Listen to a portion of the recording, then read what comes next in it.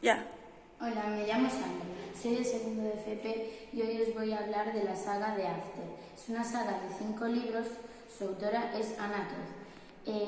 Esta saga trata de una chica llamada Tessa, muy responsable, con su novio que lleva muchísimo tiempo, la cual va a la universidad.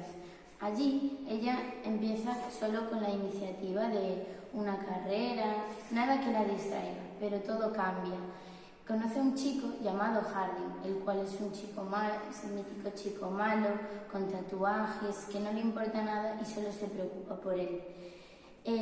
A medida que pasa el tiempo, ella no se puede enamorar de él ya que tiene su novio, pero a medida de sucesos que pasan, que ya iréis viendo, se enamora perdidamente de él y se vuelven en una relación también demasiado tóxica, la cual tiene sus idas y venidas como muchas relaciones.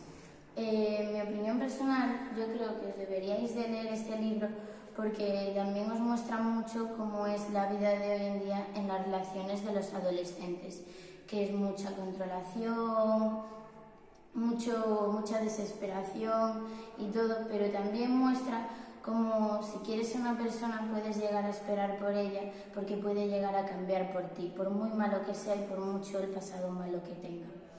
Y os tenía pensado enseñar el libro, pero como está tan bien y a la gente le gusta tanto, todas mis amigas me lo quitan. Así que os recomiendo leerlo porque os va a mostrar mucho y os va a hacer sentir mucho.